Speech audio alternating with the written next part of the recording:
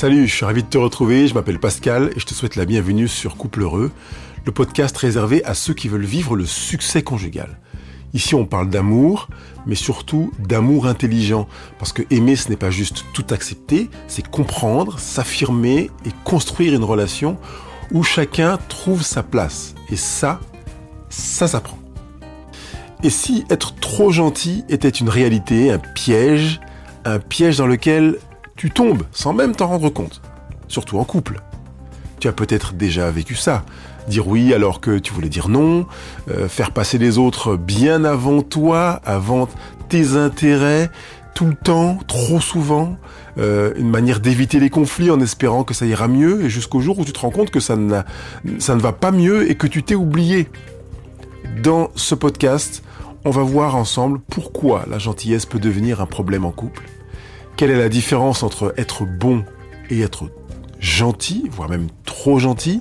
Pourquoi vouloir bien faire peut au final te desservir? Et surtout, comment sortir de ce schéma?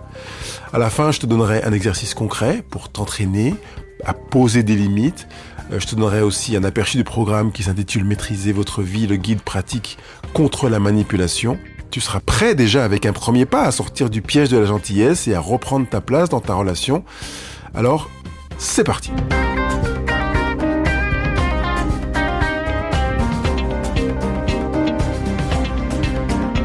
D'emblée, on peut se poser la question de savoir pourquoi certaines personnes sont trop gentilles ou deviennent trop gentilles en couple. Et les raisons sont assez claires, même si elles sont sournoises, parce qu'on ne sait rarement pourquoi on est trop gentil. On est trop gentil parce qu'on a appris à être gentil.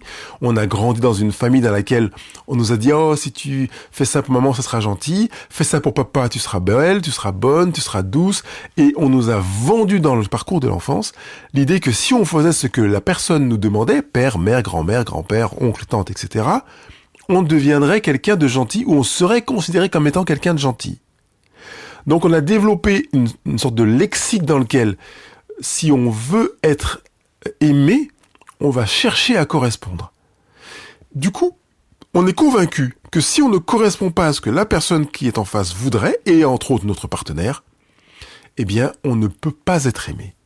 On est rentré dans une relation dans laquelle on a peur d'être soi, parce qu'on a peur que si on ne correspond pas, que si on n'aime pas, il y aura un conflit. Que si on ne correspond pas et qu'on n'aime pas, on ne sera pas aimé. Et du coup, on a besoin de se sentir approuvé par l'autre. Difficile de dire à son partenaire qu'on veut partir en vacances 3 jours avec des amis et de se dire que s'il ne veut pas, comment il va le prendre? Il va peut-être penser que je suis pas gentil, que c'est pas normal, que c'est pas bien. Je peux pas faire ça parce que je suis marié avec lui ou avec elle. Donc c'est une forme de rejet et ça sera pas gentil de ma part de faire ça. Si il me dit non, ça serait gentil de dire évidemment je ne vais pas partir en vacances avec des copains, même une demi-journée, même me balader, peut-être même partir en retraite personnelle, spirituelle, pour peindre, pour danser, pour dessiner, pour me retrouver seul, sans lui ou sans elle, parce que s'il a le sentiment d'être rejeté, il aura l'impression que je ne suis pas gentil, je ne suis pas un partenaire adapté qui correspond à la définition de ce que c'est un bon partenaire. Il y a un signe évident de lien, de dépendance affective. Si tu reconnais quelque chose dans ce que j'ai partagé à l'instant, non seulement dans cette volonté presque viscérale d'être gentil, et donc de correspondre à l'autre, à la situation, il y a une dépendance affective. D'ailleurs, elle est peut-être présente dans ton boulot aussi. Tu te dis, finalement, un tel et tel m'aime pas, et tu vis mal le fait qu'il ne t'aime pas. Si tu vis mal le fait que quelqu'un ne t'aime pas, c'est un signe de dépendance émotionnelle. Parce que les gens ont la liberté de ne pas t'aimer. Comme ils ont la liberté de t'aimer. On n'est pas obligé de t'aimer. Si on ne t'aime pas, c'est pas une faute, c'est pas un dysfonctionnement, c'est un choix. Si on t'aime, c'est pas le respect d'une règle, d'une loi ou d'un parcours défini, prédéfini par on ne sait qui, dans lequel tu devrais te dire, bah oui, évidemment, on m'aime. Non, quand on t'aime, c'est un choix. Et je voudrais que tu réalises à quel point ça donne encore plus de pouvoir au choix d'aimer que de ne pas être dans cette dépendance affective dans laquelle tu te dis que si on ne t'aime pas, c'est qu'il y a un problème.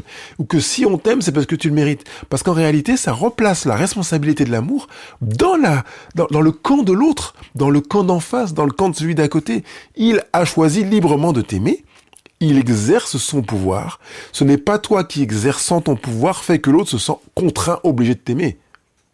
Il y a quelque chose de vraiment beau, fort et riche qui se manifeste dans cette démarche-là, sur laquelle je m'arrête juste en parenthèse, parce que le sujet, c'est pas la dépendance affective, mais c'est un sujet qui est tellement important, tellement présent, tellement fréquent, que j'ai voulu ouvrir cette parenthèse sur le fait d'être aimé. Un conjoint qui évite de dire non pour ne pas contrarier l'autre et finit par être frustré, un partenaire ami, collègue, qui retient ses opinions et ses avis par peur de ne pas être aimé, est dans cette démarche, je dirais même ce biais, ce travers, de ne pas faire la différence entre la bonté et la gentillesse. Je prendrai le temps dans un podcast ou peut-être dans un programme d'expliquer la différence entre la bonté et la gentillesse. Mais là, je voudrais déjà sonner la sirène d'alarme en disant qu'il y a à réfléchir, à cesser de vouloir être trop gentil. Il y a le bouquin, un très bon livre de Dunsenberg qui s'intitule « Cessez d'être gentil, soyez vrai » déjà. Et c'est peut-être un très bon démarrage pour commencer à prendre conscience de la différence entre la gentillesse et la bonté. Je t'envoie vers ce livre. Je n'ai aucun intérêt, aucun avantage personnel à t'envoyer vers ce livre. C'est vraiment tout bénéfice pour toi. C'est un petit livre qui existe aussi en livre audio. Tu le lis rapidement. Je crois qu'il est lu en 1h15, 1h30. Mais tu rentres avec ce livre dans l'univers de ce qu'est la mentalité consistant à être vrai, qui pourrait être un démarrage à être bon, au lieu de vouloir être gentil. Quelles sont les conséquences de la gentillesse quand elle est mal placée, quand elle est excessive? C'est qu'elle crée un déséquilibre relationnel. Un partenaire qui est trop gentil ne prend pas sa place. Il s'efface, il donne trop de place à l'autre. Et si on prend l'image du piédestal, en général, il est en dessous, il n'est pas sur un piédestal, lui, et puis il met les autres sur les piédestals.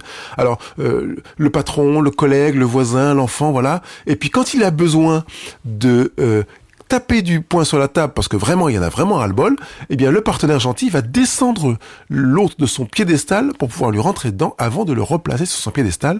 Et cette image que je suis en train de prendre, c'est l'image de quelqu'un que j'ai en accompagnement, en coaching, qui a pris conscience de ça. C'est-à-dire que c'était une femme, elle me dit, effectivement, je me rends compte que je les descends de leur piédestal pour pouvoir leur rentrer dedans avant de les remettre sur le piédestal, parce que il y a vraiment dans sa manière d'être en relation cette relation, on va dire, ascendante-descendante.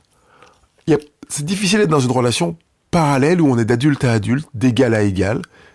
On met l'autre au-dessus, ou on le met en dessous, mais difficilement d'égal à égal, parce que la plupart du temps, on est en dessous. Et du coup, on va accumuler de la frustration. Ça peut mener à des explosions émotionnelles où on a été gentil pendant un bon moment, et puis après on en a tellement ras-le-bol qu'on pète un câble. Attends, mais c'est pas normal, j'ai fait ça pour toi, etc. Avec notamment l'idée de sacrifice. Et on perd progressivement son identité, on perd sa confiance en soi, on s'émousse, on se rabote soi-même. Et finalement, on attire des personnes avec lesquelles on va être en relation de manipulation. Parce que les personnes qui sont tentées par la relation de manipulation dans laquelle ils vont être en domination sur une autre personne, sont des personnes qui espèrent que être en relation avec des personnes qui seront en dépendance, qui seront en manque, qui seront trop gentilles, qui se placeront en deçà d'elles-mêmes. Et du coup, on entre dans cette approche de manipulation, de dépendance, une approche de domination dans laquelle on choisit de se laisser dominer par l'autre. On n'est pas dans la conscience de se dire « je vais me laisser dominer par l'autre ». Non, on est dans la conscience de se dire « je vais tout faire pour que la relation soit superbe ». Ce faisant, on est dans une relation de domination et de soumission qui fait que on s'efface, on s'abîme, comme je viens de le dire. Comment sortir du piège de la gentillesse? Pour le faire, on va le faire en changeant son rapport au conflit. Et un des moyens les plus pratiques, je veux dire presque premiers, de changer son rapport au conflit, c'est d'entrer dans un principe premier. C'est de se dire, on va faire simple et efficace. Si tu n'as pas entendu l'enregistrement que je fais sur les principes premiers, tu peux me le demander, je te transmettrai ça volontiers par email, c'est gratuit, et tu pourras commencer à t'immerger dans ce raisonnement du principe premier. On va donc, pour travailler là-dessus, centrer son attention sur 2 mots, oui et non. Et tu vas te rendre compte de la fréquence à laquelle tu emploies le oui, et dans la fréquence à laquelle tu emploies ce oui, avec la difficulté à te dire que c'est vraiment un oui, quoi. Finalement, je voudrais que tu t'entraînes pour commencer à sortir du piège de la gentillesse, à dire des oui qui sont des oui béton. Ce sont des oui intérieurs, des oui profonds, des oui dans lesquels tu te retrouves et tu te dis c'est vraiment un oui. C'est pas un oui, ou ben ouais, je vais le faire parce que sous-entendu, si je le fais pas, ça va pas te faire plaisir et tu risques de pas m'aimer. C'est vraiment un oui parce qu'en fait, c'est quelque chose qui vient de moi. Je tiens vraiment à faire ça. Ça correspond à qui je suis, à ce que je veux. Et quand tout ce que je viens de te dire n'est pas en accord avec toi, c'est-à-dire que ça ne correspond pas à qui tu es et à ce que tu veux, mais que tu te rends compte que ça fait plaisir à l'autre, mais qu'il y a une part de toi qui dit non, c'est-à-dire que c'est pas un oui, c'est un oui mais, ou bien un oui non, ou un ouais, et bien que ça corresponde à un non. Tu sais faire la différence entre oui et non. Et ce non, en général, tu as de la difficulté à le prononcer parce que quand tu dis non, tu as tendance à te sentir coupable ou bien à te dire mais peut-être que je vais être rejeté, abandonné, délaissé, humilié, qui va me larguer, qui va partir avec quelqu'un d'autre. Et tu oses pas se dire ce non, ce beau non, parce que tu te dis que c'est une arme contre toi. Or, le non est une arme pour toi. Tu as appris à le dire dès les premières années de ta vie jusqu'à ce que tu rentres dans cette prime adolescence qui se fait en général vers l'âge de 3 ans, en moyenne, qui est très très bien développée par Gisèle Georges dans son livre « Mon enfant s'oppose, que dire, que faire ?» Même si tu n'es pas parent, tu peux le lire pour comprendre ce que c'est que la prime adolescence notamment, où il y a d'autres livres qui en parlent évidemment, mais dans lequel tu as appris à dire non et tes parents t'ont tellement dit non et tu as tellement compris que ce non était pour toi, pour ton bien, pour que tu ne te brûles pas, pour que tu ne t'abîmes pas, pour que tu ne te coupes pas, que tu ne te piques pas, que tu ne tombes pas, pour que te préserver finalement, pour faire en sorte de poser des limites saines pour toi, pour ton équilibre, pour ton développement, parce que ils avaient compris que l'importance du cadre, ou que la mission du cadre était de faire que tu puisses te développer, parce qu'on peut pas se développer sans cadre, sans un milieu finalement. C'est là tu l'avais compris et tu t'es mis ou tu t'es mise à dire non, même quand tes parents avaient voulu que tu dises oui. On dit, bah, va te brosser les dents. Non. Je suis désolé, mais là, je te demande pas ton avis. Tu vas te brosser les dents. Ouais, tu l'as dit non pas parce que tu voulais pas te brosser les dents, mais parce que tu t'es entraîné à exercer le pouvoir du non. Maintenant, tu vas te coucher. Non. Voilà, c'est pareil. Tu t'es dit, je vais m'entraîner parce que tu as compris l'intérêt, la beauté, le pouvoir, la force du non, qui est une manifestation de ta liberté. Tu as besoin aujourd'hui de retrouver ce non comme une manifestation identique de liberté. Dire oui, c'est manifester sa liberté quand c'est un oui. Dire non, c'est manifester sa liberté quand c'est un non clair. Non. Tu ne manifestes pas ta liberté que quand tu dis oui. Tu manifestes aussi ta liberté quand tu dis non. Tu définis ton identité quand tu dis non. Et finalement, tu rentres dans une relation dans laquelle il y a une approche égalitaire dans l'expression de tes besoins. Tu peux dire oui quand tu as besoin et non quand tu n'en as pas besoin parce que c'est quelque chose qui ne te branche pas.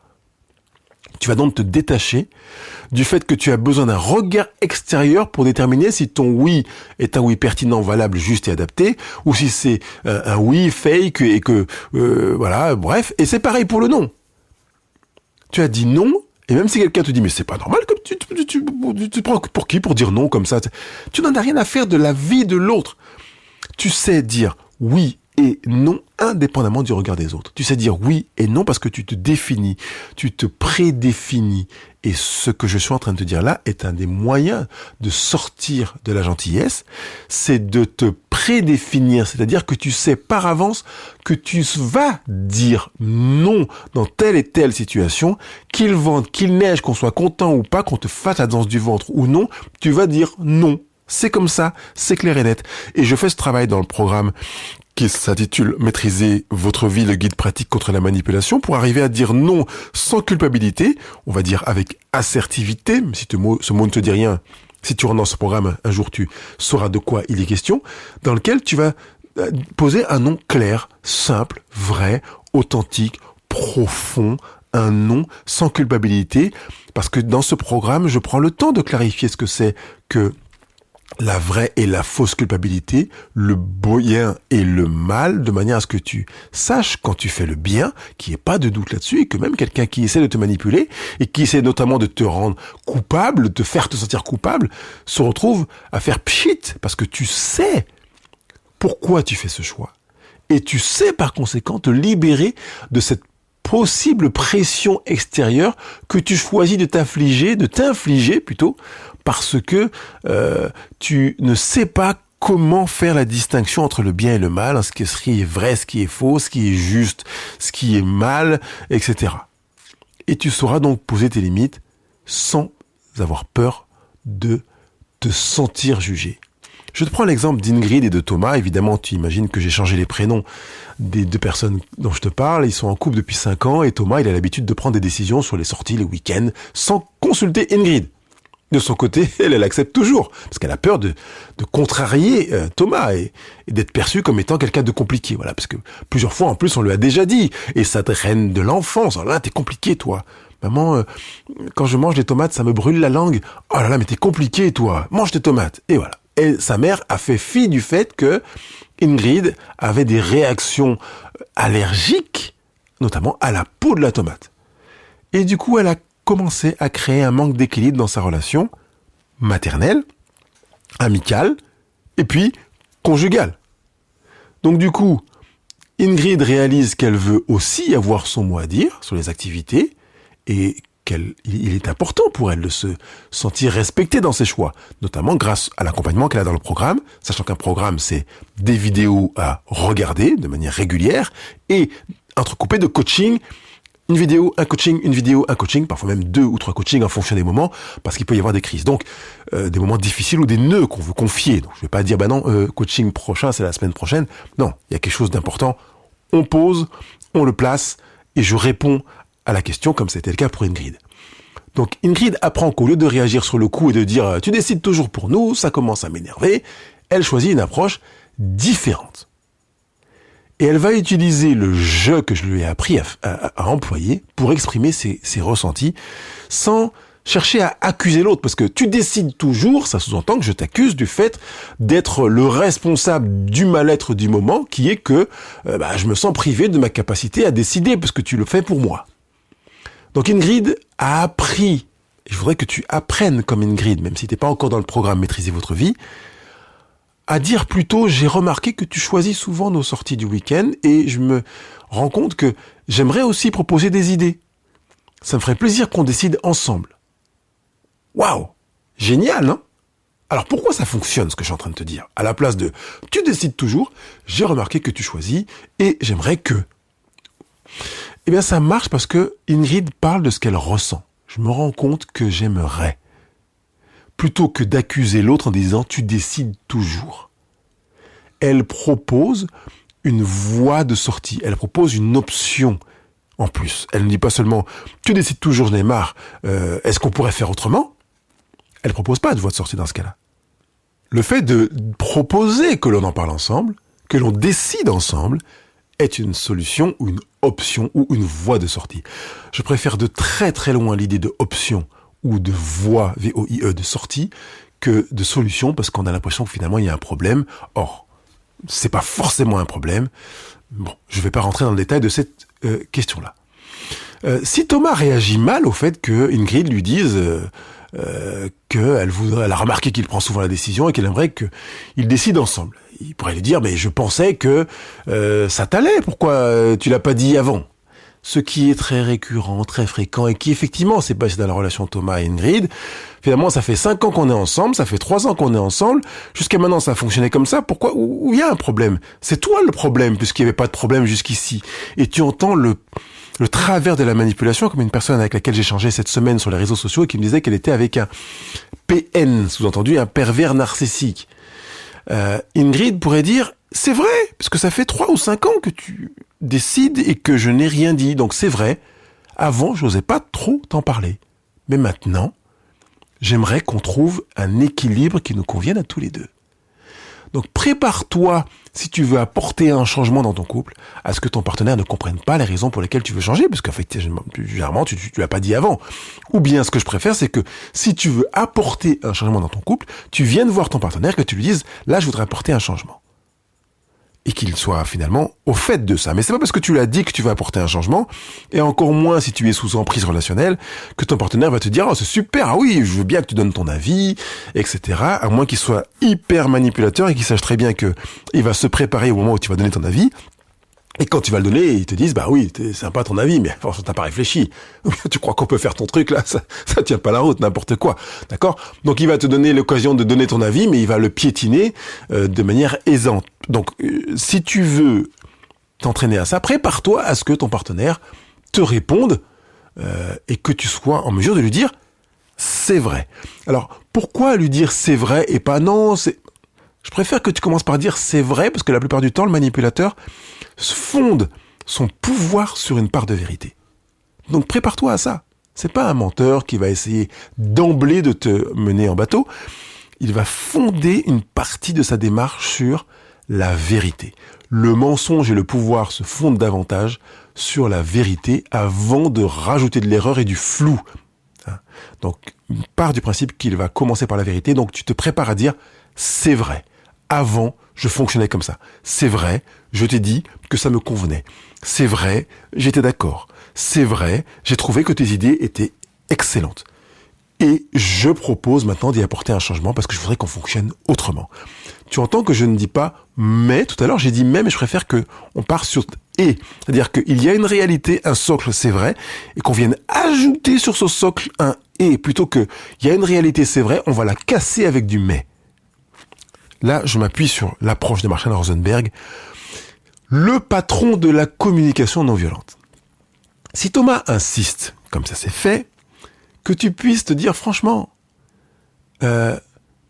tu es prête à ce que Thomas insiste.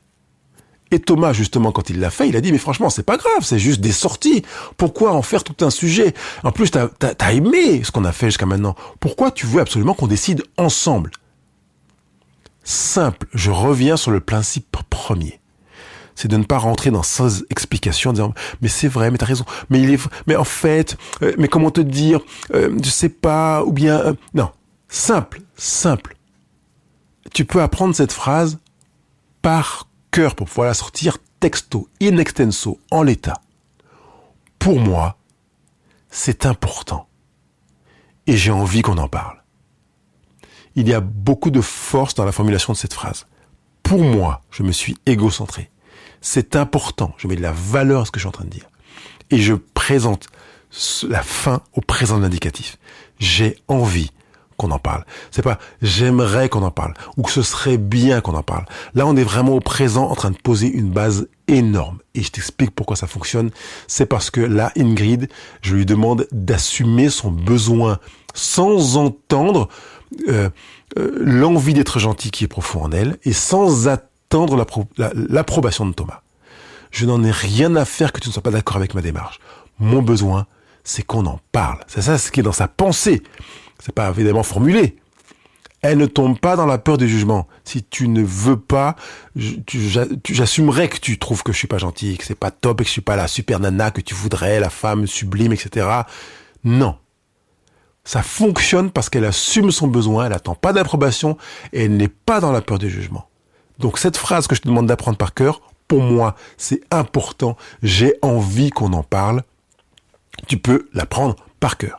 Et tu peux l'utiliser dans bien des situations, parce que là, c'est j'ai envie qu'on en parle, ou bien j'ai envie que l'on change, j'ai envie de le faire, etc. Tu peux l'adapter.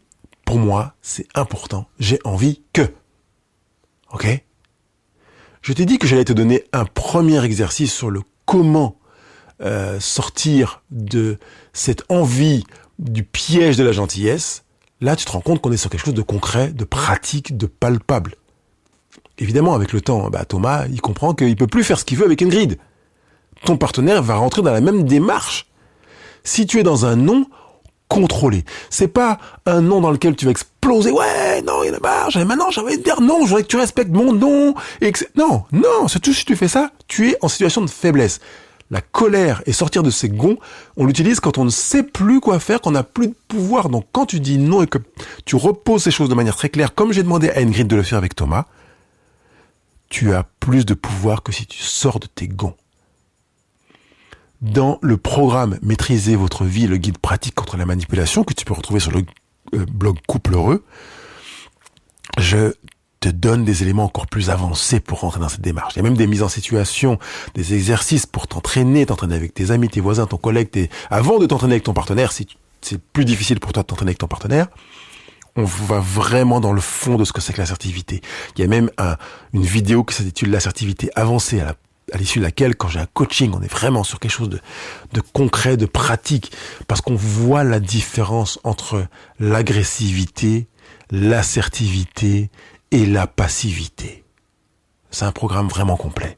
C'est un programme hyper équilibré, dans lequel il y a 25 vidéos de mémoire. Ça veut dire 25 semaines de coaching, d'accompagnement complet, dans lequel je suis à l'écoute, par message, par SMS, par message audio, dans lesquels il m'arrive même d'enregistrer une vidéo supplémentaire, comme ça a été le cas dans le programme. D'ailleurs, une cliente que j'ai accompagnée dans le programme m'a dit, écoute, là, il y a quelque chose pour moi qui manque. Elle m'a posé une question, paf, j'ai rajouté une vidéo. Donc, c'est vraiment quelque chose qui est fait pour que tu puisses reprendre ta vie en main, que tu sortes du piège de la gentillesse et que tu te dises, tiens, je peux aller à la rencontre de moi, être moi, m'exprimer, m'affirmer, me construire, reprendre les clés de ma vie, mettre les mains sur mon volant et conduire ma vie au lieu de me laisser conduire, mener par le bout du nez. Tu as compris qu'avec ce podcast, pour moi, ce qui est important, c'est le progrès. Le progrès. Avec ces premiers exercices, tu te rends compte à quel point c'est du progrès. Ingrid et Thomas ont vu leur relation conjugale changer. Surtout que j'ai pris Thomas en coaching séparément pour l'aider à travailler, et même si j'avais davantage Ingrid qui était en besoin. Là, je crois que tu as une action à poser pour que dans ta vie, tu te dises, ok, je veux cesser d'être gentil, je veux rentrer dans la bonté, je veux rentrer dans ma vérité, ma manière de voir les choses et commencer à m'exprimer. Et si c'est vraiment un besoin pour toi, bien, ne tarde pas. Prends rendez-vous pour un call si tu veux, ou va sur le site couple-heureux.com pour regarder le contenu du programme, parce que j'ai mis tout le contenu du programme sur une page, de manière à ce que tu puisses prendre le temps de regarder les différents modules et ce que on voit dans chacune des vidéos. Et évidemment, ça te donne une idée de ce qu'on va travailler en coaching individualisé, que j'appelle hyper individualisé, parce que comme je l'ai dit, je peux même avoir plusieurs allers-retours dans la semaine avec toi, parce que l'idée c'est que ce soit pas simplement des choses que tu saches, que tu découvres, que tu apprennes et que tu dises, ah maintenant je sais pourquoi la gentillesse est un piège. Non, c'est que tu en sortes, vraiment, concrètement, et que tu changes ta vie, parce que si tu écoutes ce podcast jusqu'à maintenant, déjà bravo, et deuxièmement, si tu le fais, c'est parce que tu veux changer ta vie, construire ta vie, reprendre ta vie en main pour vivre le bonheur. Le bonheur. Il me reste plus qu'à te souhaiter une super semaine. Bye bye.